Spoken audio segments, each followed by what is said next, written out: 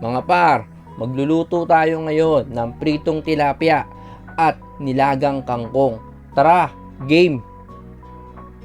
Maglagay tayo ng mantika at pirituhin lang natin tong tilapia. Then kapag okay na, iset aside natin. Maglaga naman tayo ng kangkong mga par. At kapag okay na, assemblein na natin to. Ilagay na natin ng sibuyas, kamatis, itlog na maalat at timplahan natin to sa kalamansi mga par. At black pepper at asin. Ganyan lang mga par. At hahaluin lang natin to ng maigi hanggang sa kumapit yung lasa.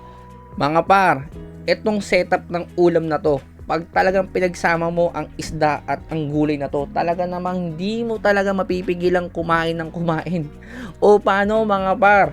Salamat sa panonood. Paalam!